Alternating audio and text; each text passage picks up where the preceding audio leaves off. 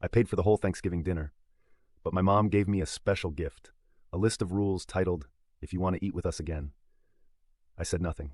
2 months later, I gave her a gift too, a foreclosure letter delivered on her birthday.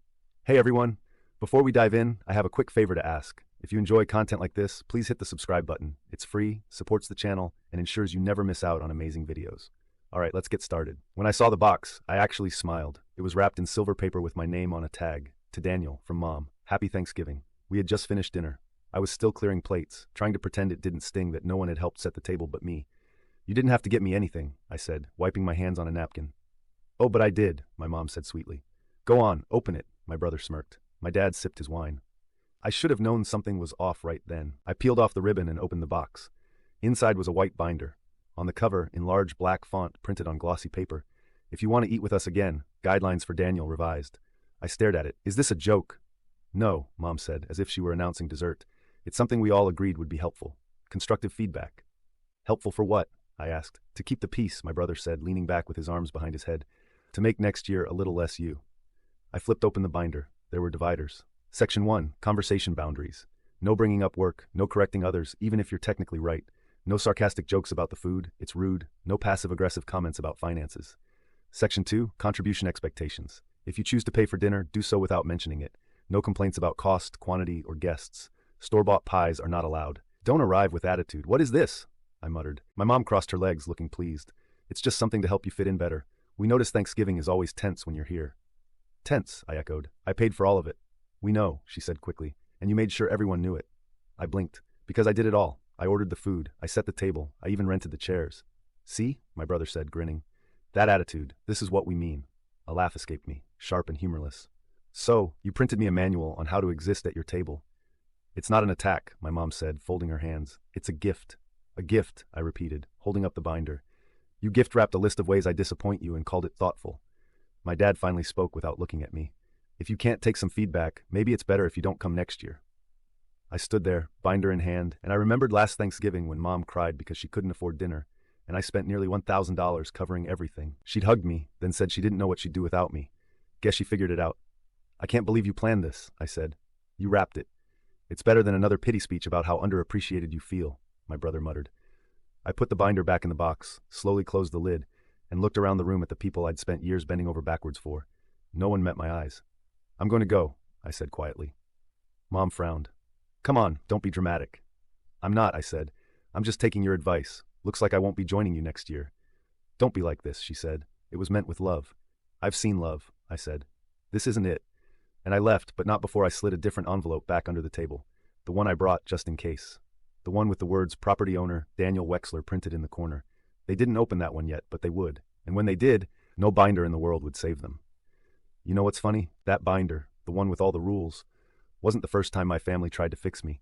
It was just the first time they put it in writing. You always take things too seriously, my mom used to say.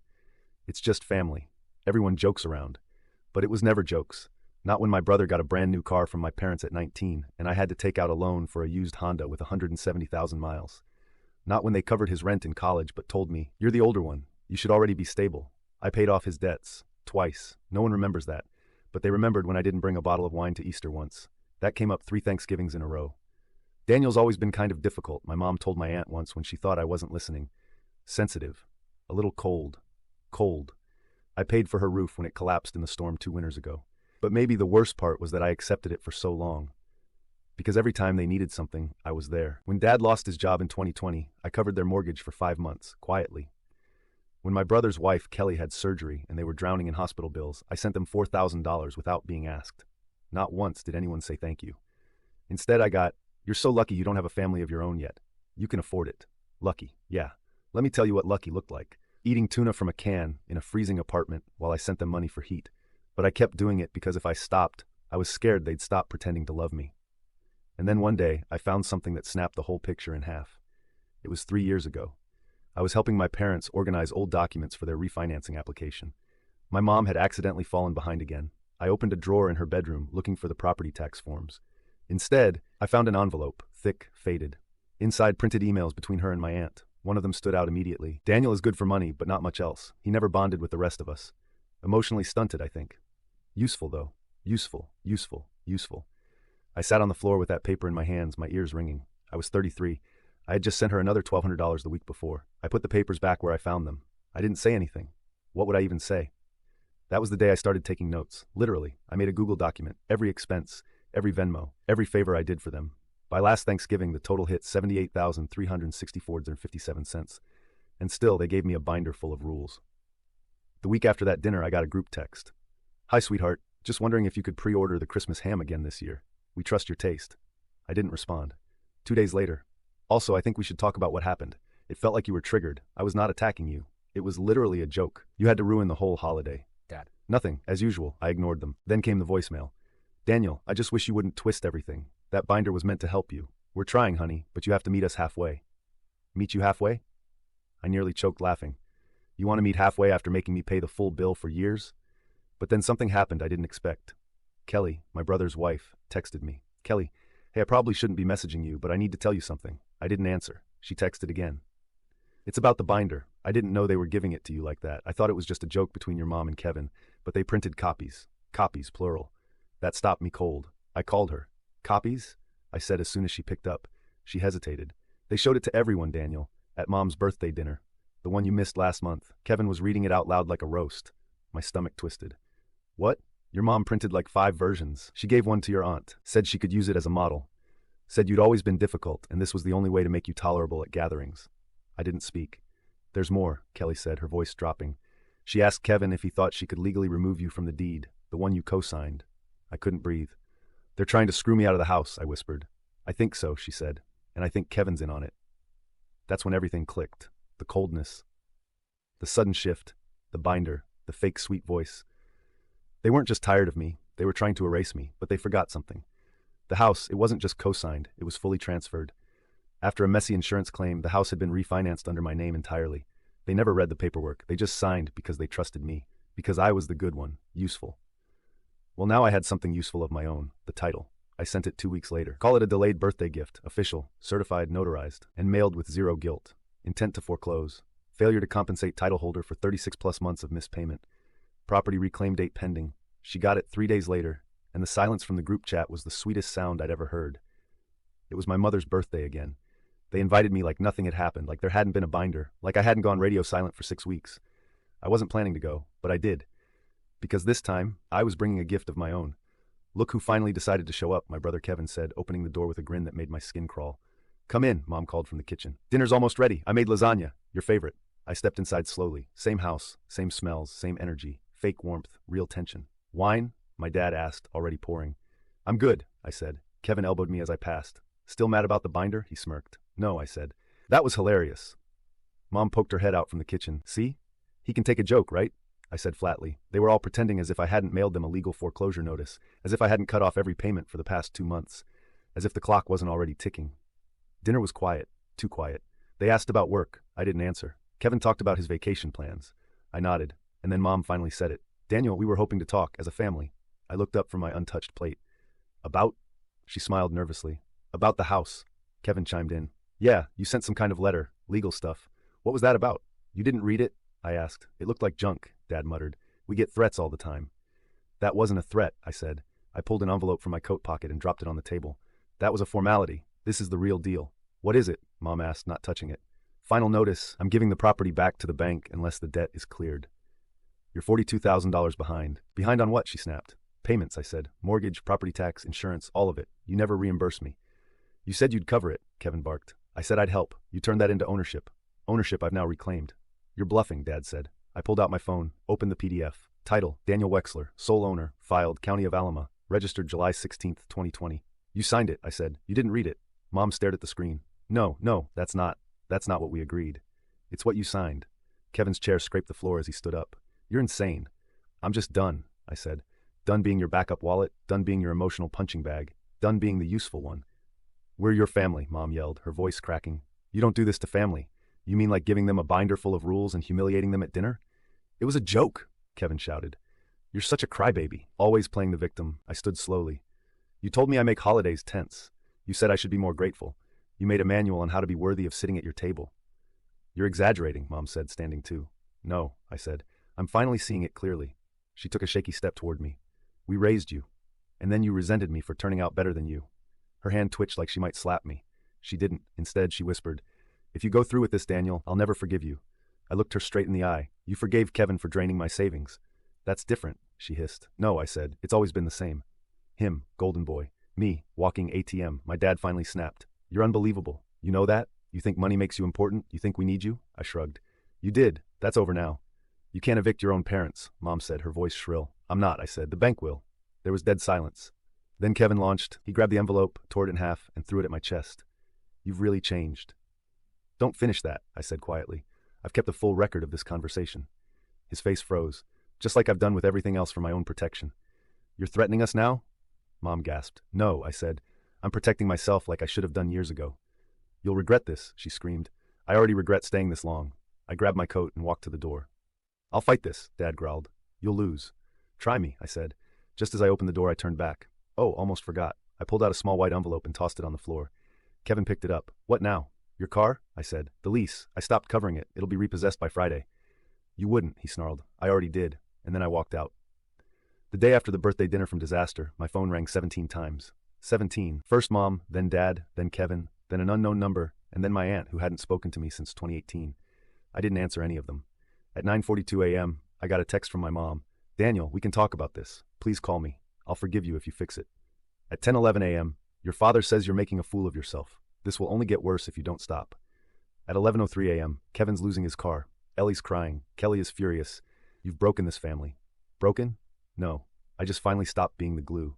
2 days later, I came home from work and found a man in a blazer standing on my porch. "Daniel Wexler," he asked. "Yeah, I'm Mark Dawson, legal representative for the Wexler family." I actually laughed. My own family lawyered up. "They'd like to negotiate," he said privately. "No court filings yet." "I'm not negotiating," I said. "They can leave the house or pay. That's it." "They're arguing undue influence," he said, "that the title transfer was manipulative." "They begged me to take the house," I snapped. "I have the messages, the recordings, the payment locks." Mark shifted uncomfortably. "Still, they're willing to settle quietly." "For what?" I asked. "A reversal of the foreclosure and continued financial support. Modest, they say." I stared at him. "Tell them," I said, "they can keep their modesty. I'm done." And I closed the door in his face. That night, Kelly called me. I almost didn't answer, but curiosity won. "Daniel," she said, her voice low, "I think Kevin's going to try something stupid." "Stupid how?" "He said if you don't reverse the foreclosure, he'll leak your salary online. Expose you." I blinked. "What does he think this is? TMZ? I don't know. He's unraveling. Mom and Dad are pressuring him nonstop. He's not sleeping. He's drinking again." "Not my problem," I said coldly. "I know. I thought you should know." I paused. "Why are you telling me this?" She hesitated. "Because I filed for separation." I sat up. "What? I can't do it anymore. Living in that house, watching them scream about money, watching Kevin spiral. You were right, Daniel. All of it." I didn't know what to say. She broke the silence. "I'm not asking you for anything. I just wanted you to know. I finally see it." 1 week later, a sheriff served the final eviction note 30 days to vacate. Kevin sent me a voice memo. "You think this is over? You're pathetic, Dan. You ruined Mom. You ruined Dad. You ruined me. And when they're gone and you're alone in that big house, don't come crawling back." I didn't reply, but I did forward the message to my lawyer just in case. But then came the twist no one saw coming. Grandma. She was 86, in a care home. Half the family forgot she was still alive. She called me out of the blue one evening.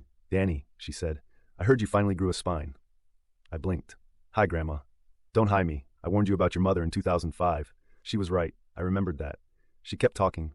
"I want you to know something. Your grandfather left me the second house. The one in Tahoe." "Yeah. Well, I'm changing the will." I sat up. "Wait. What?" "You're getting it," she said. "You're the only one who isn't fake." I opened my mouth. Nothing came out. "They've drained me for years," she muttered. "You think your mother paid for this nursing home? Absolutely not. You did, with your money, your kindness. You just didn't know it." That same night, Kevin posted a meltdown on Facebook. Long, bitter, barely coherent. "Some people betray their family for money. I hope it keeps them warm at night. Hope their granite countertops bring them love. Hope their equity hugs them when they're old." It got 11 likes. 2 were from fake accounts he made. My phone buzzed minutes later. A message from a name I hadn't seen in years. Jenna Wexler. My cousin. Mom's niece.